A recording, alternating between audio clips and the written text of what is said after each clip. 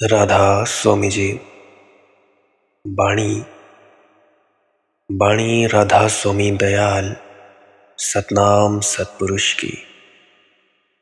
आज की सत्संग वीडियो का विषय है बिना नागा हर रोज परमात्मा की याद में बैठने से क्या फायदा होता है। तो चलिए इसी विषय के संदर्भ में संत दादू दयाल जी की वाणी के माध्यम से सत्संग आरंभ करते हैं। गुरु प्यारी सत्कारयोग साथ संगत जी, आप सभी के भीतर बैठे परमात्मा को प्रणाम। आप सभी के चरणों में मेरा प्रणाम। विनती करता हूँ, जो कोई भी इस वीडियो को सुनने जा रहा है, कृपा करके अंत तक सुनने की कृपालता ज़रूर करें जी। हो सकता है कोई ना कोई ऐसा तुक, ऐसी वाणी, ऐसा शब्द आपके हृदय में उतर जाए जिसकी बदौलत आपका ये जो मन तंग करता है आपको भजन सिमरन के वक्त, ये तंग ना करे। बाकी आपकी मौज है, अपनी अपनी आपकी इच्छा है। सब्सक्राइब भी कर सकते हैं इस चैनल को, ऑल बेल नोटिफिकेशन आइकन को भी दबा सकते हैं जो भी नया आया है, ताकि जब भी कोई नई वीडियो आए तो सबसे पहले आप तक वो पहुंचाई जाए। तो चलिए अब मैं अपने मूल विषय की ओर बढ़ता हूँ। जैसा कि आप सभी जानते हैं कि अभी 2-3 दिन पहले संत दादू दयाल जी की वाणी के माध्यम से हमने बहुत सारी चीज़ें समझने की चेष्टा की थी। आज हम उन्हीं के वाणी के कुछ तुकों को लेकर आगे अपनी यात्रा बढ़ा रहे हैं। संत दादू दयाल जी ने कहा, सुख सुरति सो जोग समाधि, सुख सुरति सो सहजय सहजय आवे। अब ये जो शब्द है सुख सुरति सो, इसका तो हम अगर अर्थ लेना चाहें तो ये है कि परमात्मा का स्मरण करो सुखपूर्वक। कि परमात्मा की जो याद है, परमात्मा की याद करो सुखपूर्वक। जब भी अभ्यास में बैठो, अपने आप की याद में बैठो, तो सुखपूर्वक बैठो। क्या फ़ायदा होता है? क्योंकि इतना सुख है कि कोई कारण नहीं कि क्यों तुम सुखपूर्वक परमात्मा की याद न कर सको। अब देखो, तुम सभी का होना ही इतना बड़ा सुख है, सांसों का चलना इतना बड़ा सुख है। तुम हो, यह कोई छोटी घटना है? इससे बड़ी घटना तुम सब क्या कोई कल्पना कर सकते हो? है कोई इमेजिनेशन? अपने होने से बड़ा और क्या हो सकेगा? तुम हो, होशपूर्ण हो। अब तुम सभी के भीतर एक जगमगाती चेतना का दिया है, और इससे बड़ा क्या तुम चाहते हो? सच्चिदानंद की तुम्हारी पूरी संभावना है, सतचित आनंद। और तुम्हारी मांग क्या है? किस लिए भिखारी बने हो?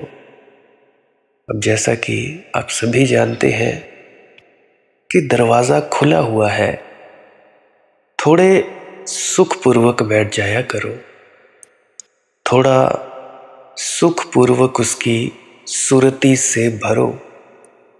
जैसे जैसे सुख समाएगा, जैसे जैसे सुख की भनक तुम्हारे चारों तरफ गूंजने लगेगी, जैसे जैसे सुख नाचेगा, जैसे जैसे सुख में तुम डूबोगे, सुख तुम में डूबेगा। अब जैसे जैसे तुम सुख के साथ होने लगोगे और उसकी याद, परमात्मा की याद एक महासुख बन जाएगी। आंख खोलोगे और पाओगे कि दरवाजा खुला है। अब दरवाजा खुला ही हुआ है, सुख सुरती सो। दुख को मत पोसो, दुख को मत अपने ऊपर रोपो, दुख को मत ढो, सुख की तरफ मुड़ो। ध्यान, भजन, परमात्मा की याद में बैठना, इसकी तरफ ले जाओ। ये सुख है और दोनों संभावनाएं सदा है ही। मुझे कहानी याद आती है, मैंने सुना है कि एक कारागृह में, एक जेल खाने में दो व्यक्ति बंद थे। वे दोनों ही पहले दिन जेल खाने में आए थे। दोनों ही जेल खाने के जो सींगचे होते हैं उनको पकड़कर खिड़कियों की तरफ खड़े थे। एक ने देखा सींगचों के बाहर एक गंदा सा गड्ढा है, छोटा सा गड्ढा। वर्षा के दिन होंगे, मच्छर उस पानी पर बैठे, बदबू उठती, कूड़ा करकट इकट्ठा। उसका मन शिकायत से भर गया और उसने कहा कि जेल खाना और ऊपर से ये बदबू और ये गंदगी, जीवन नरक है, इससे तो मर जाना बेहतर है। तो वहीं दूसरा भी उसी के पास खड़ा था, उन्हीं जो सलाखें हैं उनको हाथ में पकड़े हुए। उसने आकाश की तरफ देखा, पूरे चांद की रात थी, आकाश पूरा चमचमा रहा था। वैसे तो अंधेरा ही होता है, परंतु चांद पूरा चमक दमक से चमक रहा था। अद्भुत संगीत था आकाश में, चांद तारों की गुफ्तगू थी और वह अहोभाव से भरा और नाचने लगा। पहले आदमी ने कहा, तू पागल है मेरे मित्र, यहां नाचने योग्य तो कुछ भी नहीं। दूसरे आदमी ने कहा, भला मैं पागल हूं, तुम्हारी बुद्धिमानी तुम अपने पास रखो, क्योंकि तुम्हारी बुद्धिमानी, तुम्हारी समझदारी सिवाय कूड़े करकट को, कचरों को, गड्ढों को और कुछ दिखाती भी तो नहीं। पागल सही, मगर मेरे पागलपन से चांद दिखा है। मेरे पागलपन में मैंने खुले आकाश को देखा है और मेरे पागलपन ने मुझे आनंद से भर दिया है। भला मेरे शरीर को उन्होंने इस जेल खाने में डाल दिया हो, लेकिन चंद्रमा को देखने के क्षण में मैं जेल खाने में नहीं था। उस घड़ी जो लौ गई थी, लग गई थी मेरी लौ, चांद की रोशनी के साथ जो संबंध जुड़ गया, उस घड़ी में मेरे हाथ पर जंजीरें नहीं थी। मैं तुमसे ये कहता हूं, और ये जो सलाखें हैं मुझे घेरते नहीं थे। शरीर को भला उन्होंने जेल खाने में डाल दिया हो, मेरी आत्मा को जेल खाने में डालने का कोई उपाय नहीं। और उस दूसरे आदमी ने कहा कि तुम अगर बाहर भी होते तो भी तुम जेल खाने में ही होते। तुम्हारी समझदारी, तुम्हारी बुद्धिमानी, तुम्हारा यह पढ़ा लिखा होना ही तुम्हारा जेल खाना है। तुम्हें यह गड्ढा, यह सड़े गले पानी से भरा हुआ गड्ढा फिर भी दिखाई पड़ता। मैं कहता हूं कि तुम इतने ही दुखी होते।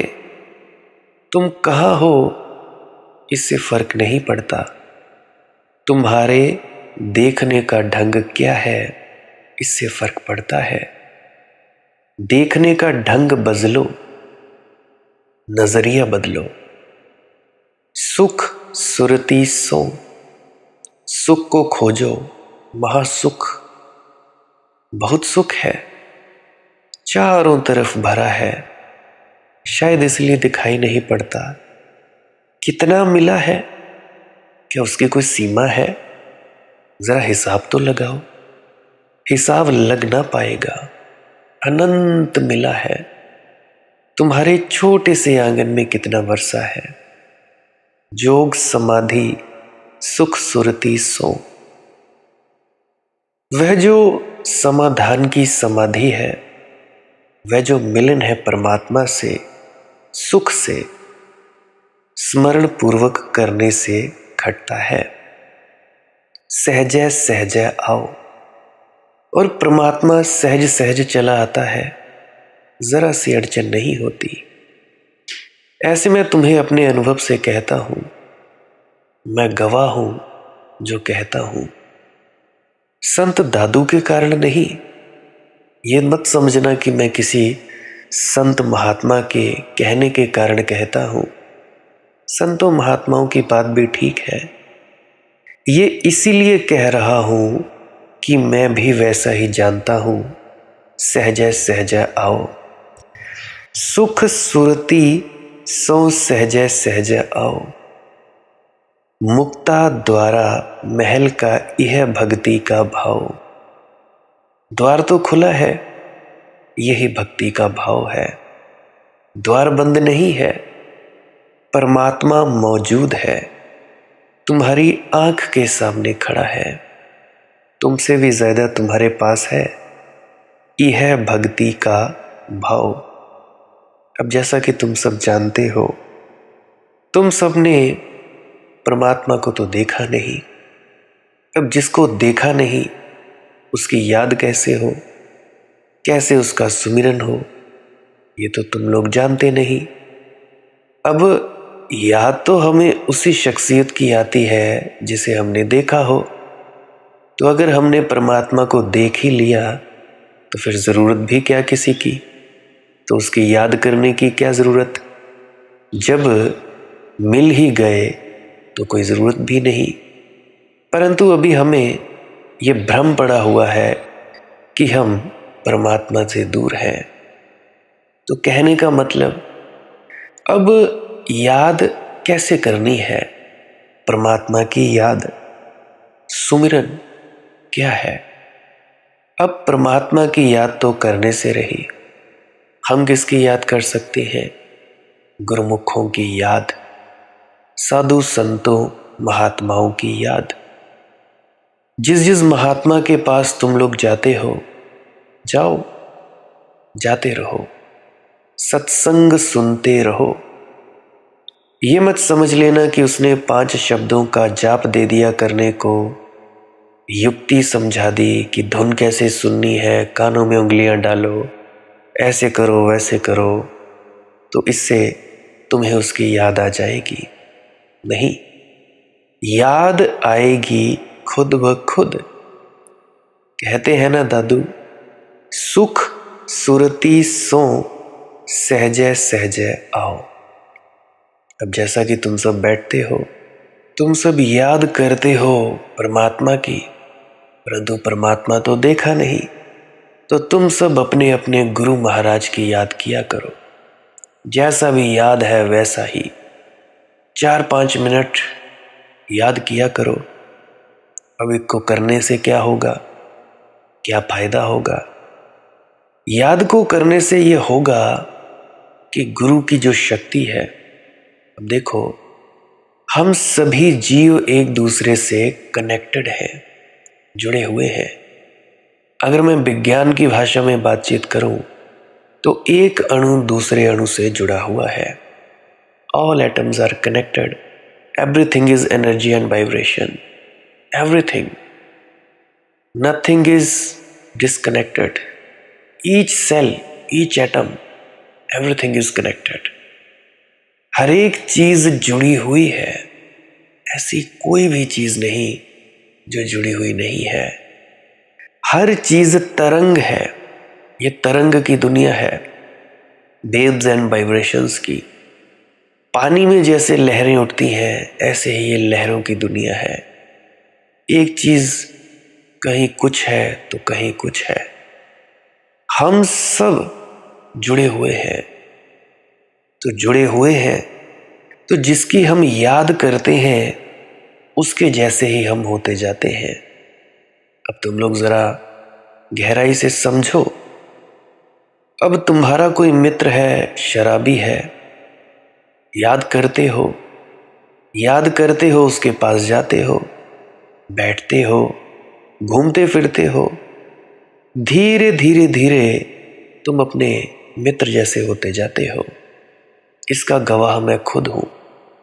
शराबी हुआ, कबाबी हुआ, मित्रों के साथ बैठता था, एक बार बैठा, दूसरी बार बैठा, मित्रों की याद आने लगी, उनकी तस्वीरें मेरी आंखों के सामने आने लगी। सामने आई, मित्रों से प्रेम प्यार बढ़ा और सीखा क्या? शराबें पीनी, कबाब खाने, शराबों कबाबों की लज्जतें। ये हो गया जी। उसके बाद संतों महात्माओं का संग मिला, कुछ यूट्यूब पे मिले, कुछ किताबों के माध्यम से। सबसे ज़्यादा फ़ायदा मुझे बाबा फ़कीर चंद जी से मिला, किताबों के माध्यम से, जिससे मुझे थोड़ा समझ आई कि क्या करना है क्या नहीं करना है। और उसके बाद सबसे ज़्यादा जो मुझे इंस्पायर करते थे वो थे महाराज चरण सिंह जी, इतने सच्चे व्यक्ति। उसके बाद जो अभी के हैं उनका तो मुझे ज़्यादा मालूम नहीं था, तो उनसे मेरा प्रेम प्यार पहले कम था। तो धीरे धीरे ऐसे ही बढ़ता गया। फिर विजय शर्मा जी मिले, उन्होंने बहुत कुछ सिखाया। फिर स्वामी ज्ञान आविर्भाव, उन्होंने बहुत कुछ सिखाया। तो बहुत से ऐसे हैं जो मिलते गए, जिनके कारण मेरी वृत्ति बदलती गई।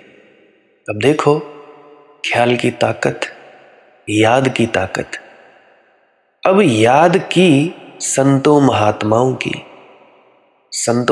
की याद की, जाने लगा तो उन जैसा ही बनता चला गया। बनता ही चला जाऊंगा। और एक वक्त ऐसा आएगा कि मुझ में और उनमें कोई भिन्न भेद नहीं रहेगा। अभी मैं आधा हूं, जिस दिन मैं चला जाऊंगा इस दुनिया से, पूरा हो जाऊंगा। आधा हूं, कहते हैं ना पुराने ज़माने में कि भाई वो फलाने नाम का व्यक्ति पूरा हो गया है जी। पूरे का मतलब चला गया है, मर गया है। अभी अधूरा हूं, जिस दिन मर जाऊंगा, चला जाऊंगा, पूरा हो जाऊंगा। तो जो महात्मा, जिन संतों महात्माओं के पास तुम लोग जाते हो, उस व्यक्ति को याद रखो। उसको याद रखने से एक फायदा होता है कि जब ये पूरी दुनिया जुड़ी हुई है तो हम जिसकी याद करते हैं, हम धीरे धीरे उसके जैसे होते जाते हैं। जहाँ रहते हैं उसके जैसे हो जाते हैं। अब कुछ बच्चों का प्रेम अपनी माँओं से है, माँ जैसे होते जाते हैं। कुछ बच्चों का प्रेम अपने दादा दादी जैसा है, दादा दादी जैसे होते जाते हैं। मेरा प्रेम मेरी दादी जैसा था तो मैं वैसा ही बनता चला गया। मेरे 95% जो गुण हैं वो मेरी दादी पर गए हैं, क्योंकि बचपन से ही उनके साथ सोया, छठी तक सोया। ज़्यादा मेरा वक्त व्यतीत हुआ मेरी दादी के साथ, ना मेरी माँ के साथ व्यतीत हुआ, ना मेरे पिताजी के साथ व्यतीत हुआ। तो कुछ बच्चे होते हैं जो अपने पिता पर जाते हैं, उनकी आदतें। अब मेरा छोटा भाई है, वो मेरे पिताजी के सामने अगर खड़ा कर दिया जाए तो उसकी पूरी आदतें डिट्टो कॉपी मेरे पिताजी की तरह होंगी। अब मेरी दादी जी रहे नहीं तो बताता आप लोगों को कि मेरी जो आदतें हैं और मेरी दादी की हैं वो एक जैसी है। 95% कहता हूँ, 100% तो मैं नहीं कह सकता। बहुत सी आदतें हैं जो मेरी मिलती जुलती हैं उनसे। तो अगर ऐसा हो सकता है तो क्या ऐसा नहीं हो सकता कि अगर हम किसी भी संत महात्मा, पीर पैगंबर, जिसको भी नामदान लिया है, जाते हैं, उसको अपने दिमाग में रखेंगे तो हम उस जैसा नहीं हो जाएंगे? बिल्कुल हो जाएंगे। कैसे साबित हुआ? अभी मैंने अपनी ही उदाहरण से साबित किया। अब तुम लोग अपने घरों में भी देख सकते हो। इससे भी ये साबित होता है कि जिससे तुम प्रेम करते हो, धीरे धीरे धीरे उसके जैसे ही होते जाते हो। अगर कोई व्यक्ति कामी है, तुम कामी हो जाओगे। अगर कोई व्यक्ति क्रोधी है, तुम क्रोधी हो जाओगे। अगर कोई व्यक्ति अहंकारी है, लालची है, तो तुम वैसे ही होते चले जाओगे जिससे प्रेम रखोगे। तो धीरे धीरे धीरे तुम्हारा ऐसे पतन भी होता है और तुम्हारा ऊपर की तरफ बढ़ावा भी होता है, तरक्की भी होती है। तो याद करनी है सबसे पहले अपने गुरु की। जब तक भीतर में शब्द और प्रकाश ना दिखाई दे और ना सुनाई दे, सन्नाटे की आवाज सुनाई दे बहुत बेहतर है, इसके साथ जुड़ो। खींचेगी नहीं कोई बात नहीं, जुड़ो, इस आवाज को सुनो। इसको सुनते सुनते तुम अपने आपे में आ जाओगे, अपने साक्षित्व में आ जाओगे। अब देखो, आंख खोलोगे तो तुम्हारा सदगुरु कौन, जिससे तुमने नाम लिया है, या जहाँ जहाँ जगहों पे तुम जाते हो, कोई देवी है, देवता है, कोई किसी का कोई पीर है, पैगंबर है, कोई गुरु है, कहीं से है कोई गुरु, कोई कहीं का है, तो तुम्हारे ऐसे ऐसे होंगे। तो जब आंख खोलो तो उसकी याद रहे, आंख बंद करो तो उसकी शक्ल भी भूल जाओ। अब शरीर का शरीर से रिश्ता, ना तो गुरु का शरीर साथ देता है और ना ही शिष्य का शरीर। तो अंतर में तुम्हारा जो गुरु है वो है ये प्रकाश, वो है ये शब्द धुन, ये है तुम्हारा गुरु। वो गुरु नानक महाराज जी की वाणी है कि शब्द गुरु सुरत धुन चेला, कि शब्द गुरु है और ये जो सुरती है, जागृता है, होश है, कॉन्शियसनेस है, ये है तुम्हारी इस शब्द की शिष्य। क्योंकि शरीर में ताकत नहीं होती कि ये तुम्हारा गुरु बने, और शरीर में ताकत ये भी नहीं होती कि ये किसी का शिष्य बने। कह देना और बात है, परंतु प्रैक्टिकल करना ये थोड़ी और बात है। प्रैक्टिकल बातें करता हूँ। अब बहुतों को मेरी बातें जचती हैं, बहुतों को नहीं जचती हैं, और मैं नहीं कहता कि भाई तुम लोग मानो। ठीक लगती है, तुम्हारे एक्सपीरियंस में, अनुभव में आती है तो ठीक है, सुन लिया करो। नहीं आती है तो मैं तो रोकता भी नहीं। अभी बहुत दिनों पहले एक व्यक्ति ने कमेंट किया कि why your videos are so boring, 2 बार किया शायद। तो भाई अगर बोरिंग लगती है तो भाई औरों को सुन लो, अगर कोई इंटरेस्टेड लगता है तो सुन लिया करे। अब मैं तो कोई बांधता नहीं।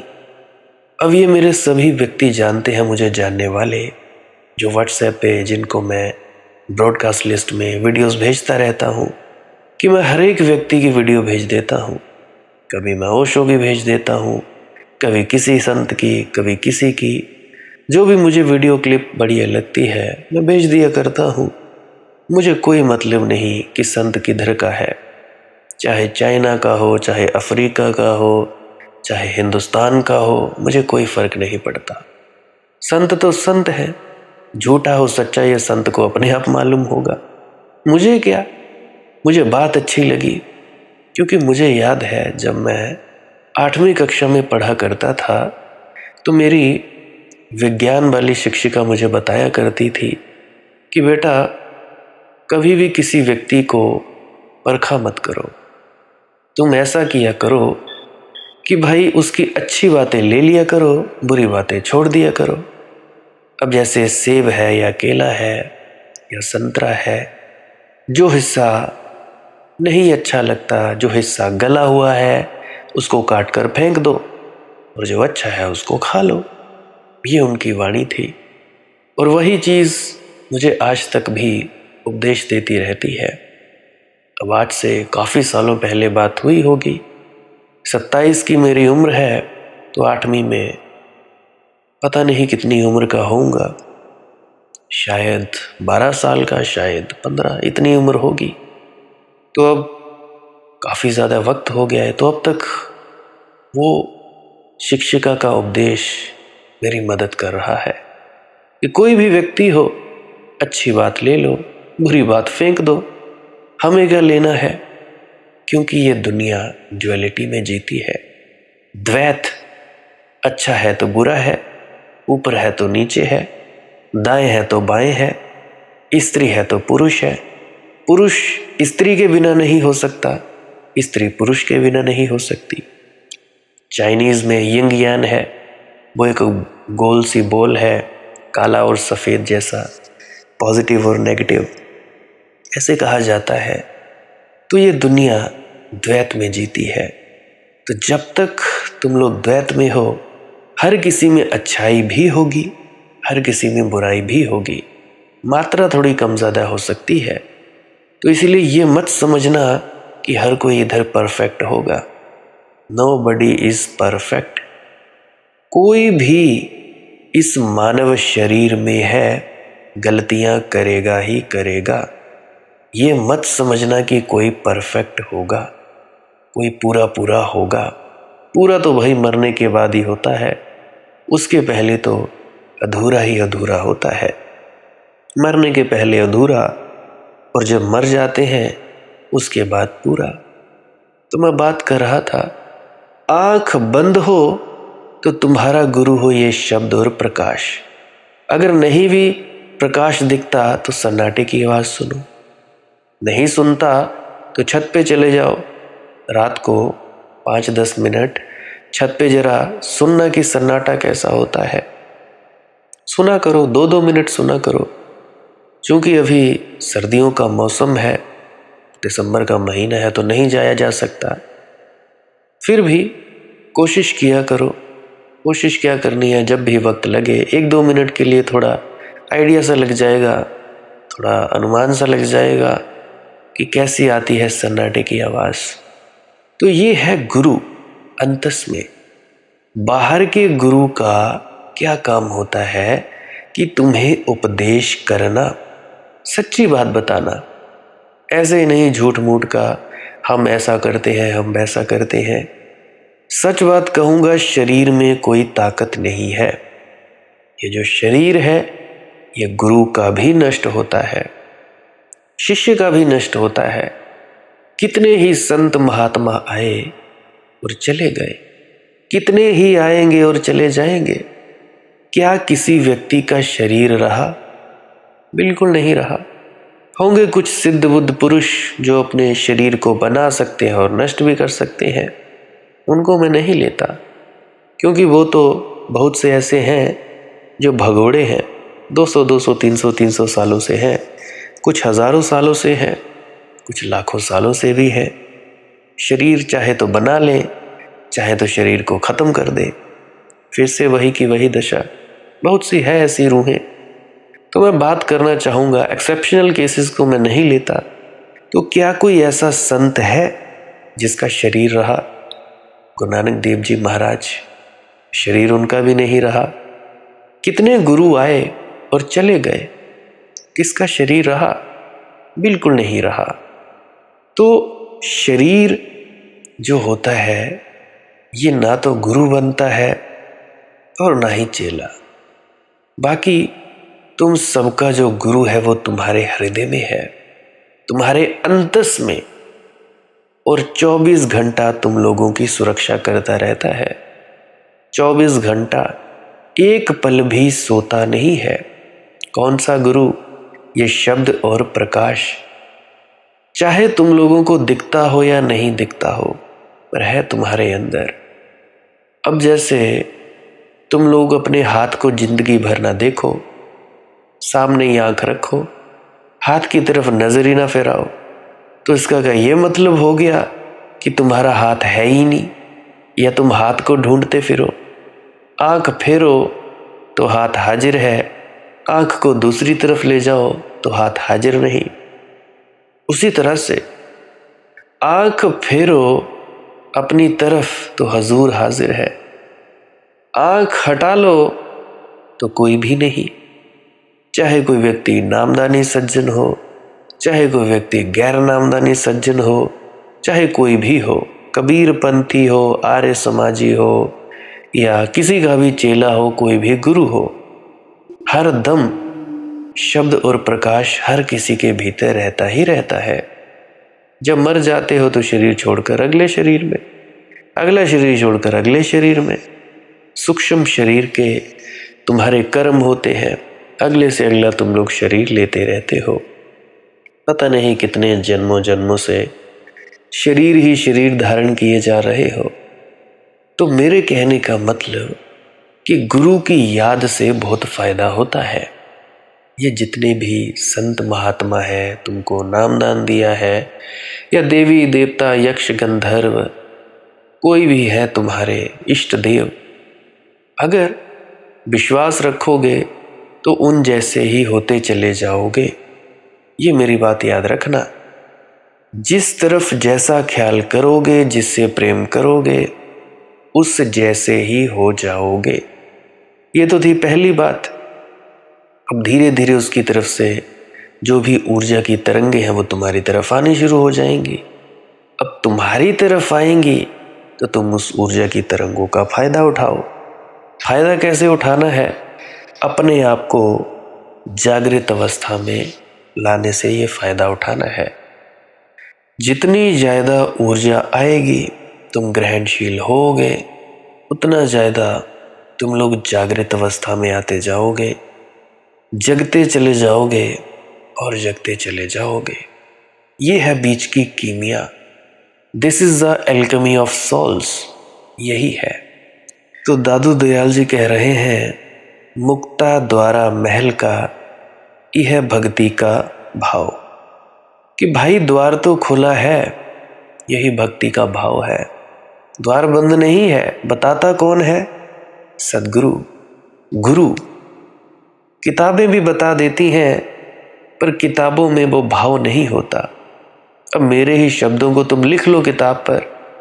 अब जिस भाव से, कौन से शब्द पर मेरी तवज्जो ज़्यादा है, जोर है, कहाँ मैं रुका हूँ, ये तो तुम ना जान पाओगे। फिर भी मौज है। तो परमात्मा मौजूद है, तुम्हारी आंख के सामने खड़ा है, तुमसे भी ज़्यादा तुम्हारे पास है।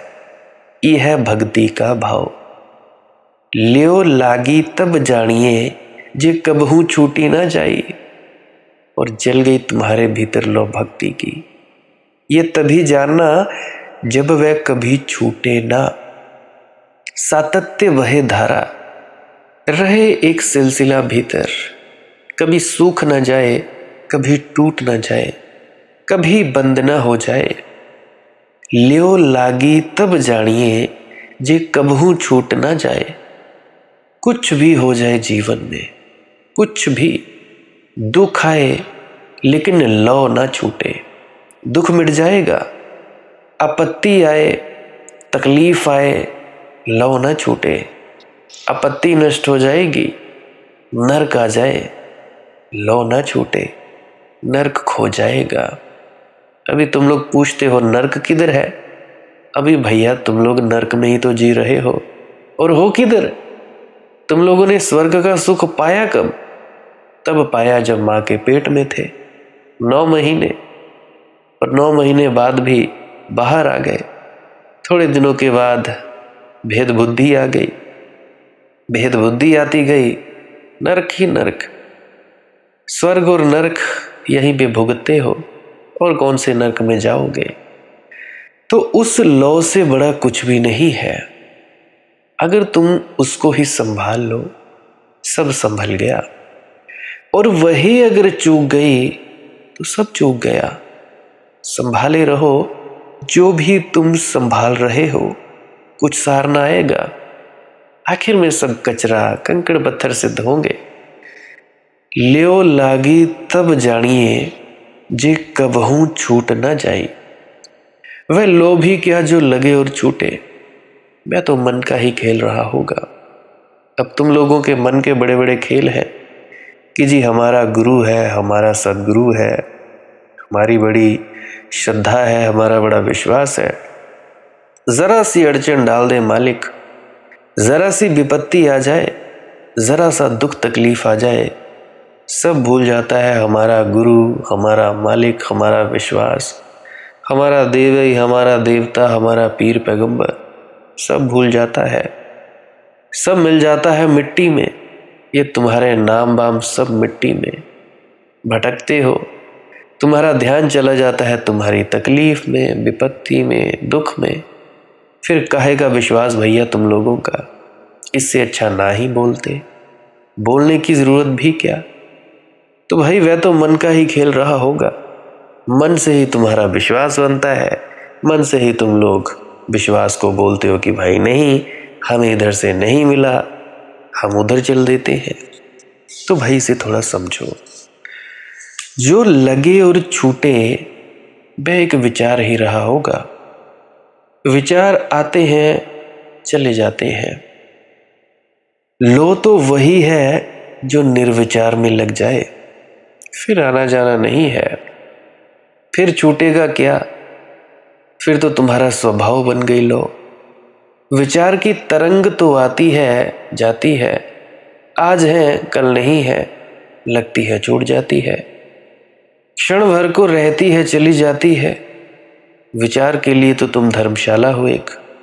वे रुकते हैं इसीलिए कि कुछ देते भी नहीं, मुफ्त रुकते हैं, भीड़ भड़का किए रहते हैं तुम्हारे भीतर। तस्वीरें ही तस्वीरें, विचार ही विचार, फिर चले जाते हैं। और फिर तुम लोग पूछते हो कि जी हम पागल क्यों हो रहे हैं। अब कई मूर्ख तो ऐसे हैं 20-20 साल से बस जाप ही जाप किए जा रहे हैं, और फिर मुझसे आकर पूछते हैं कि भाई हम पागल क्यों हो रहे हैं। अरे मूर्खो, दूसरा भी कदम बताया था सदगुरु ने। सदगुरु ने दूसरा भी कदम बताया था, भजन पे बैठने का, शब्द धुन सुनने का। आधा अधूरा काम करते हो तुम लोग, पागल नहीं हो जाओगे तो और क्या होगे। अभी तक मेरे देखे 4-5 व्यक्ति ऐसे मुझे मिले जिनके दिमाग खराब हुए पड़े थे। 2 व्यक्ति तो ऐसे थे जो गोलियां खाते थे डिप्रेशन की, बिल्कुल ही पागलपन में चले गए थे। अब नाम मुझे उनका मालूम नहीं। 2 व्यक्ति हैं जो मुझे लगातार कॉल्स करते रहते हैं, 2-2 3-3 महीने में एक आध बार। तो 2 तो खाते थे दवाइयाँ, बाकी तो कहते थे कि हमें ये नहीं लगता पता, वो नहीं लगता। तो ये सब क्या है भाई, विचारों की भीड़। आजकल वैसे ही थोड़े विचार चलते हैं। इंटरनेट की दुनिया है, यूट्यूब है, फेसबुक है, इंस्टाग्राम है, इतनी सारी इंफॉर्मेशन, जानकारियाँ, इतनी सारी जानकारियाँ इकट्ठे करते हो। और उससे भी बड़ा व्हाट्सएप, जो नहीं सो तुम भेजते हो। और उससे भी बड़ी बीमारी कॉल, हल्की सी कुछ हुई बीमारी झट से फ़ोन कर देते हैं, कुछ भी हुआ फ़ोन पे फ़ोन। तो जानकारियाँ इतनी, घर पे तुम खुश थे, कॉल आ गई, हमारे घर में ऐसा हो गया, पड़ गई विपदा, आ गया दुख। थोड़ी देर बाद सुलह हो जाती है, फिर फ़ोन मारता है सामने वाला कि जी हम ठीक हो गए। पर तुम्हारे अंदर जो विचार आ गए वो तो नहीं गए, वो तो नहीं गए ना। तुम लोग अगर कोई कचरा तुम्हारे घर में डाले तब तो तुम लोग बड़े सावधान होते हो कि जी कचरा डाल रहे हो, हमारे घर में गंद मत डालो। हमारे मोहल्ले में या हमारे घर में, अब मान लो मैं ही तुम्हारे घर में आ जाऊं, कचरे का डब्बा लेकर, डस्टबिन तुम्हारे घर के आंगन में मैं फेंकने लगूं, तुम फेंकने दोगे? नहीं फेंकने दोगे। तुम कहोगे कि भाई जाओ जाओ, होगे तुम बड़े कहीं के, तुम जाओ बाहर फेंको कहीं कचरा, तुम हमारा घर गंदा करोगे। तो कोई अगर कचरा फेंके तो तुमको बड़ी तकलीफ होती है, परंतु कोई अपने विचारों का कचरा फेंके उससे तुम्हें तकलीफ नहीं होती। निंदा चुगली, इसकी बुराई उसकी बुराई, उसकी परख इसकी परख, परखों में ही तुम लोग जिंदगी व्यतीत कर देते हो। मुझे पता है तुम लोग अपने दुख से दुखी नहीं हो, दूसरा सुखी क्यों है, सुख कैसे मिला, इससे तुम दुखी हो। तुम्हारे पास एक गाड़ी है, दूसरे ने 2 खरीद ली, क्यों आ गई जी उसके पास, तुम दुखी। तुम्हारे पास एक मोटरसाइकिल है, दूसरे ने मोटरसाइकिल के साथ गाड़ी भी खरीद ली, दुखी हो। दूसरे व्यक्ति ने घर खरीद लिया, दूसरे व्यक्ति ने प्रॉपर्टी खरीद ली, तब तुम दुखी हो। दुख का कारण है क्या भाई?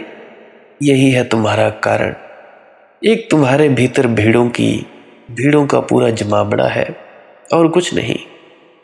तुम तो बीच का एक पड़ाव हो, विचार आते हैं रुकते हैं और चले जाते हैं।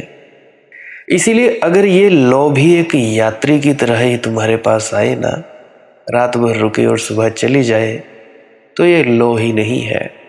तुम लोग कहते हो जी हमारा गुरु पर बड़ा विश्वास है, कद्दू विश्वास है, खाक विश्वास है, कोई विश्वास नहीं है, सब तुम लोगों के ढोंग पखंड है और कुछ नहीं। तो दादू कहते हैं इसको तुम लो मत कहना। अगर ऐसी लो है, लो तो वही है, लो लागी तब जानिए। वो कहते हैं ना कि जी मेरी अल्लाह नाल लो लगी है, कि मालिक से लो लगी है मेरी। तो लो लागी जब जानिए जे कबहू छूट ना जाई, वह उसका लक्षण है। असली लो का लक्षण है कि वह छूटे ना।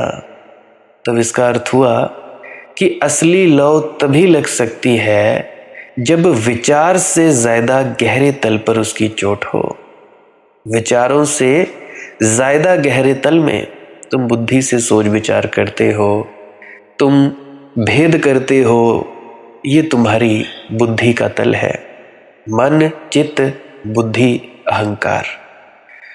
तो लो तभी लग सकती है जब विचार से ज्यादा गहरे तल पर चोट हो, निर्विचार में लगे।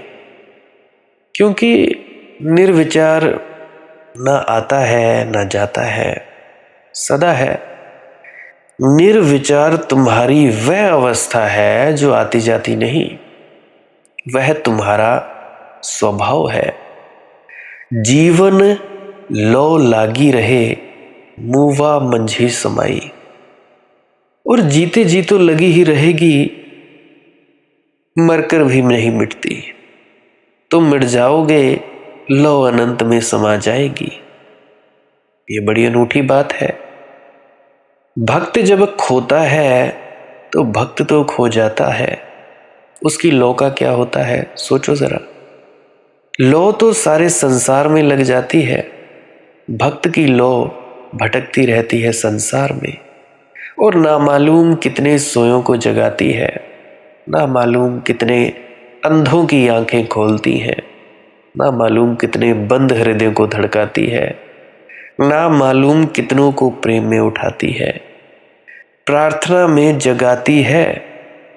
भक्त तो खो जाता है पर उसकी लौ संसार में बिखर जाती है। अब गुरु नानक देव जी महाराज जी को ही ले लो, पूरी दुनिया घूमे, यहां से गए हिंदुस्तान से, पूरी दुनिया घूमकर फिर से आ गए। देखो भक्त खो जाता है, उसकी लौ संसार में बिखर जाती है, वह भटकती है, घूमती है। महात्मा बुद्ध, श्री कृष्ण, गुरु नानक देव जी महाराज, जीसस क्राइस्ट, जरथुस्त तो खो जाते हैं, लेकिन उनकी आग आज भी जलती है। तुम महात्मा बुद्ध को तो ना पा सकोगे। अब वह बात गई, वह बूंद तो समा गई समुद्र में। बूंद में जो जली थी प्यास, बुद्ध में जो जला था ज्ञान, वह अब भी मौजूद है, वह अब भी संसार में समाया हुआ है। तुम्हारे पास अगर थोड़ी भी समझ हो, तुम उससे आज भी जुड़ सकते हो। अगर तुम्हारा प्रेम हो तो आज भी तुम बुद्ध से उतना ही लाभ ले सकते हो जितना बुद्ध के साथ उनके जीवन में उनके शिष्यों ने लिया होगा। ऐसे ही गुरु नानक देव जी महाराज के साथ, ऐसे ही पुराने संतों महात्माओं के साथ तुम लाभ ले सकते हो। तो लौ तो समा जाती है संसार में, अस्तित्व में समा जाती है। जीवन यों लागी रहे, मुवा मंझी समाई, और मरने पर समष्टि में समा जाती है, मुवा मंझी समाई। मन ताजी चेतन चढ़े, लौ की करे लगान, शब्द गुरु का ताजना, कोई पहुंचे साधु सुजान। मन ताजी। अब मन है तुम्हारा घोड़ा, चेतन चढ़े, और ये जो चेतना है, कॉन्शियसनेस, सुरती, सुरत, ये है सवार जो उस पर चढ़ती है। अभी उल्टी हालत है, घोड़ा चढ़ा है सवार पर, अभी तो घोड़ा जहां ले जाता है तुम्हारा मन, वहीं तुम जा रहे हो। अभी तुम घर पे बैठे हो सब, अभी भी अगर ये बंद हो जाएगी वीडियो, पता नहीं कहां कहां जाओगे। अभी तो घोड़ा जहां बताता है वहीं तुम्हारी आंखें मुड़ जाती हैं। लाला झंडूराम भागा जा रहा था अपने गधे पर। बाजार में लोगों ने रोका, कहाँ जा रहे हो भैया बड़ी तेजी से। उसने कहा, मुझसे मत पूछो, इस गधे से पूछो। लोगों ने कहा, क्यों भाई, तुम जा रहे हो तो गधे से क्यों पूछे। उसने कहा, मैं अपने अनुभव से समझा कि जहां ले जाना चाहूं ये गधा तो वहां जाता नहीं, तो अब मैं जहां ये गधा ले जाता है वहीं जाता हूं। अब यह कहां ले जा रहा है कुछ पता नहीं, तेजी से जा रहा है इतना पक्का है, कहीं पहुंचेगा, जरूर पहुंचेगा ही। जा रहा है तो कहीं पहुंचेगा, कहीं ना कहीं पहुंचेगा। और जब मैं चेष्टा करके इसको कहीं ले जाता था तो बड़ी फजीयत, कहीं बाजार में अड़ जाता तो लोग हंसी मजाक करते कि गधा भी इसकी नहीं मानता। अब कोई ऐसी मजाक नहीं करता, अब लोग समझते हैं कि देखो गधा बिल्कुल इसके पीछे चलता है, अभी अड़ता नहीं। हालत बिल्कुल उल्टी, अब अड़ने का सवाल ही नहीं, अब जहां यह जाता है हम इसके साथ जाते हैं। तुमने मन के साथ चलना शुरू कर दिया है, तुम जन्मों से मन के साथ चल रहे हो। अगर कोई तुमसे पूछे कहाँ जा रहे हो भैया, तो तुम्हें भी यही कहना पड़ेगा, पूछो गधे से, मन से पूछो, तुम्हें भी पता नहीं कहाँ जा रहे हो। मन जहाँ ले जाए, मन कहाँ ले जाएगा कहना मुश्किल है। मन कहीं ले जाता नहीं, अक्सर तेजी से जाता है मगर कहीं ले जाता नहीं। दौड़ाता है, दौड़ता है, पहुंचता नहीं। और मन की गति ये वर्तुलाकार है, सर्कुलर मोशन में है। वह कोल्हू के बैल की तरह चलता रहता है, गोल घेरे में घूमता रहता है, वहीं फिर वहीं पहुंच जाता है। और तुम गौर से देखो अपने मन को तो तुम वर्तुल को पहचान लोगे। 1 महीने तक अपने मन की डायरी रखो। अब जरा डायरी रखना। एक दादी को मैंने सलाह दी थी कि तुम डायरी रखो और लिखती जाओ। तो लिखते जाओ मन क्या क्या करता है। सोमवार को सुबह क्रोध किया, फिर सोमवार को शाम बड़ी दया की, फिर दान किया, फिर बड़े नाराज हुए, फिर बड़े कठोर हो गए। सब लिखते जाओ। 1 महीना तुम डायरी बनाओ, तुम अपनी पर्सनल डायरी बनाओ। तुम बड़े हैरान हो जाओगे, ये तो भाई वर्तुल है, सर्कुलर मोशन है, वैसा का वैसा घूमता चला जाता है। फिर वही करते हो, फिर सोमवार आ गया, फिर नाराज। अगर तुम ठीक से निरीक्षण करोगे तो तुम चकित हो जाओगे कि तुम्हारी जिंदगी एक मशीन की तरह है। जैसे स्त्रियों का मासिक धर्म ठीक 28 दिन के बाद आ जाता है चंद्रमा की कलाओं के बदलने से, वैसे ही तुम्हारी मन की स्थितियां भी ठीक 28 दिन के घेरे में घूमती रहती हैं।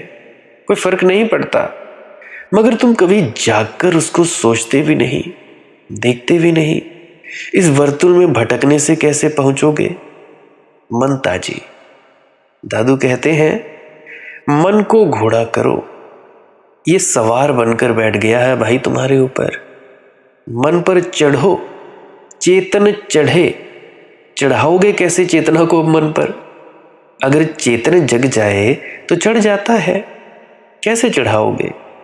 जगा लो अपनी चेतना। जागना चढ़ना है, होश से भर जाना जागना है। अगर तुम होश से भर जाओ, अगर तुम मन को देखने वाले बन जाओ, अगर तुम मन के साक्षी बन जाओ, चेतन बढ़ जाता है, चेतन चढ़ जाता है।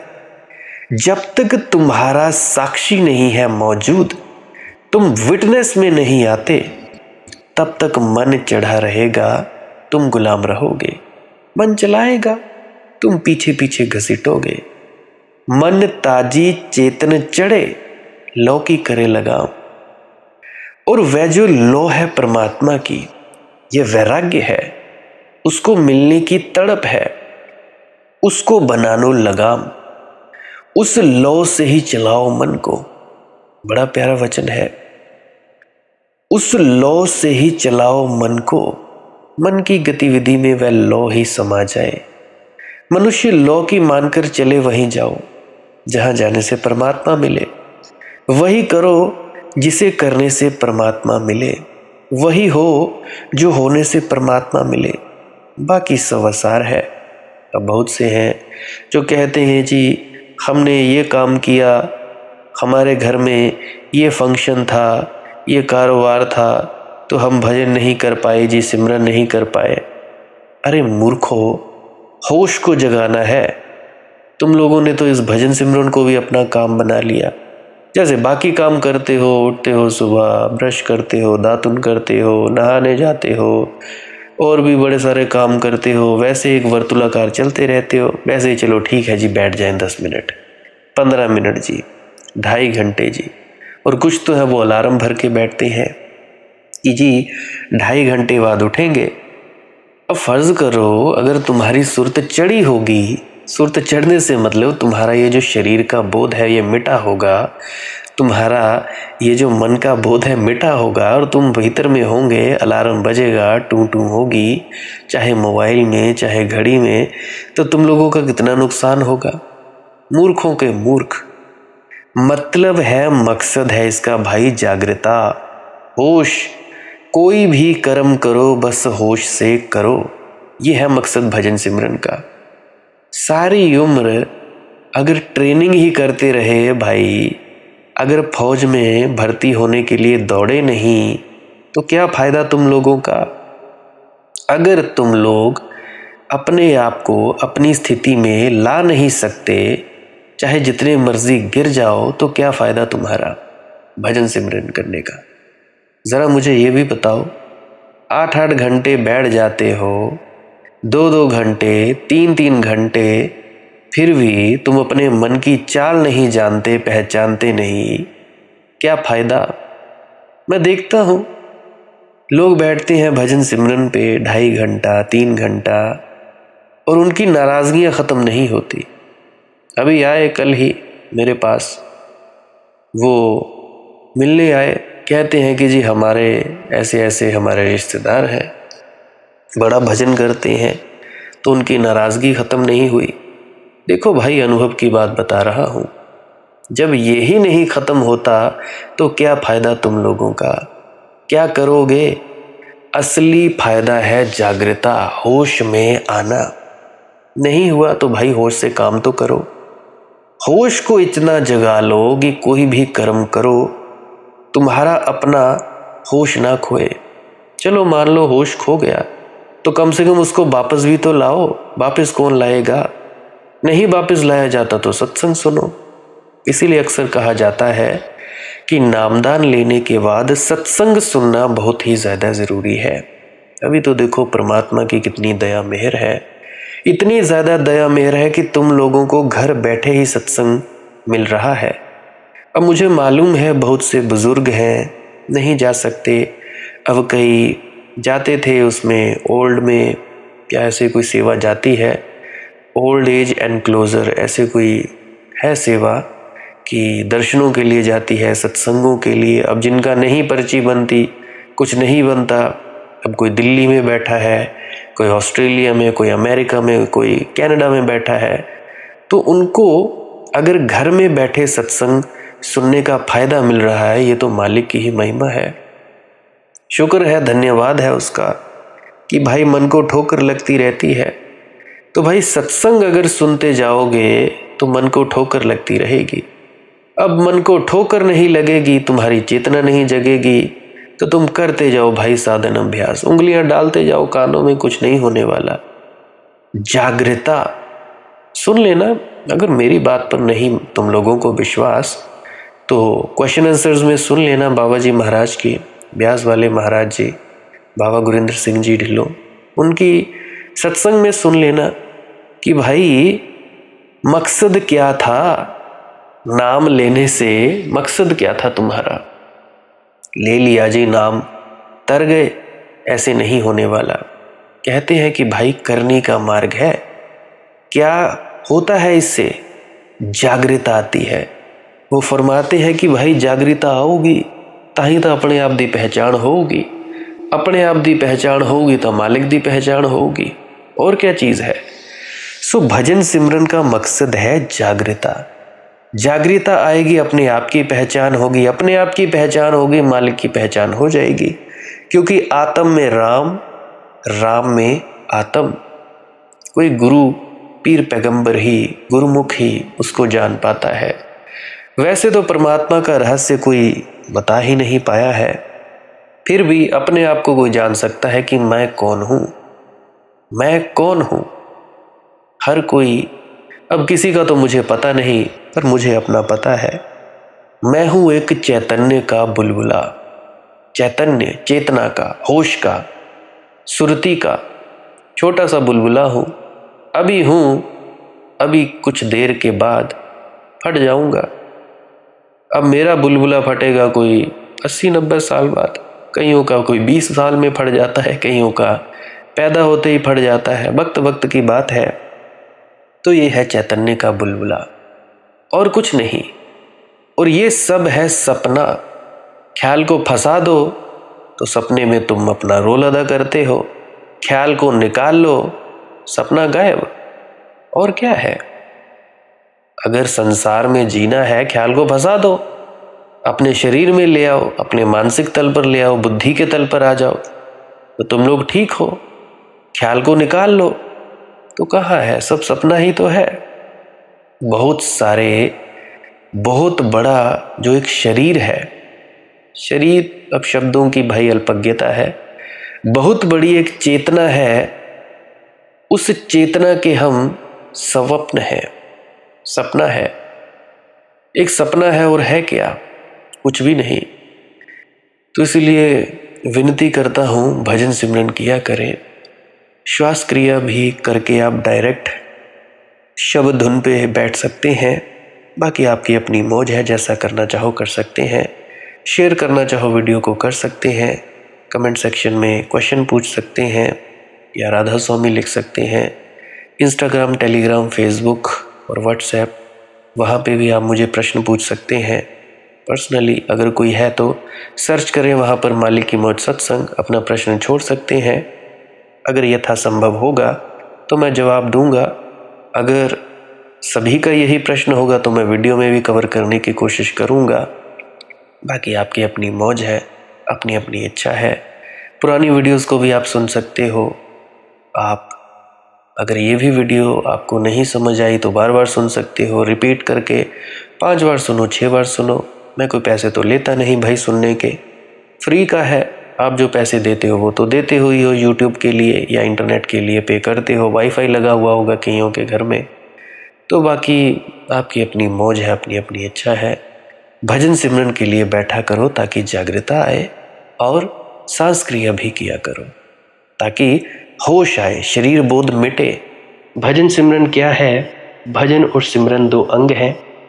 सिमरन है कुछ शब्दों का जाप करना जो आपको आपके सद्गुरु द्वारा बताए जाते हैं। कोई भी जाप हो सकता है, कोई भी शब्द हो सकते हैं। करना क्या है? किसी कमरे में बैठ जाइए, या रात को बैठ सकते हैं, सुबह बैठ सकते हैं, या जब भी आपको फुर्सत के लम्हे मिले बैठ सकते हैं। तो जब बैठें तो शरीर को बिना हिलाए डुलाए बैठना है। जो बैठ नहीं सकता तो वो लेट जाए, जो चौकड़ी नहीं मार सकता वो टांगे सीधी कर ले। कोशिश ये रहनी चाहिए कि ज़्यादा से ज़्यादा वक्त शरीर को बिना हिलाए डुलाए बैठा जाए। उसके बाद अपने शब्दों का जाप शुरू कर दें। आंख बंद रखें, आंखों पर ज़्यादा जोर नहीं लगाना है, कोई कष्ट नहीं देना है, नहीं तो सर में दर्द होगा और फिर आप लोगों को परेशानी हो सकती है। तो आपने क्या करना है? चुपचाप शांत होकर बैठे रहना है, शब्दों का जाप शुरू कर देना है। जितनी देर भी आप करना चाहो, आधा घंटा, पौना घंटा, 10 मिनट, 15 मिनट, या जितनी भी आपको आपके सद्गुरु द्वारा दिया गया निर्देश है, जितना निर्देश है उसका पालन कीजिए। और उसके बाद दूसरा स्टेप करना बड़ा ही ज़्यादा ज़रूरी है। वो क्या है? वो उसी अवस्था में बैठे रहें या आसन भी बदल सकते हैं। ये जो शब्दों का जाप होता है ये एकाग्रता के लिए होता है, ताकि मन की एकाग्रता आ जाए। और जब मन की एकाग्रता आ जाए फिर दूसरा कदम क्या है? धुन सुनने के लिए बैठना। चुपचाप बैठे रहें, आंख बंद है, शब्दों का जाप बंद कर देना है। और अगर कोई भी आपके गुरु महाराज है, उनको आप स्मरण कर रहे थे, याद कर रहे थे, आंखों के सामने शक्ल ला रहे थे, तो उसको लाना बंद कर दीजिए। शब्द धुन सुन रही है तो सुनते रहिए, आंख बंद करके अंधेरे में ही टिके रहें। टिके रहना है और ये इच्छा नहीं करनी है कि कुछ दिखे, कहीं पहुंचा जाए, परमात्मा को पाना है, ये करना है, वो करना है। याद रखें, ना कुछ समझना है, ना कुछ देखना है। ऐसे ही अज्ञानी होकर इसी अंधेरे में पड़े रहें। इसी अंधेरे में पड़े रहना है बस। उसके बाद जो होगा सो होगा। और अगर कोई अनुभव हो भी गया तो इससे ये नहीं कि अगली बार फिर से कामना करनी है कि ये वैसे ही हो। कामना ही सबसे बड़ी अड़चन है, इच्छा ही सबसे बड़ी अड़चन है, किसी चीज की तृष्णा करना ही सबसे बड़ी अड़चन है, मांग ही वासना है। अगर परमात्मा चाहिए तो कुछ नहीं मांगना है, चुपचाप बस बैठो, अपने आराम में बैठो, अपने विश्राम में बैठो। धीरे धीरे धीरे वो होगा जो होना चाहिए।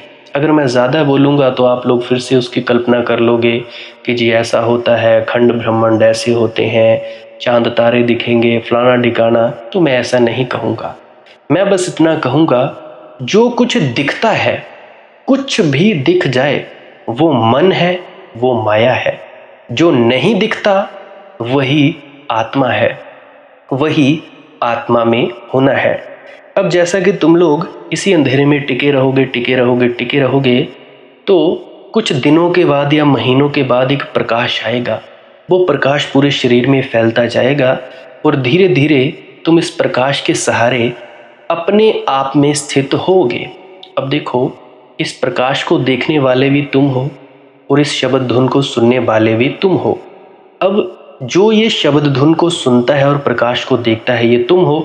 तो अपने आप में स्थित होना है, अपने आप को जानना ही सच्चा आत्मज्ञान है। खुद को जानना, खुद को जान लिया, मालिक को फिर जान जाओगे।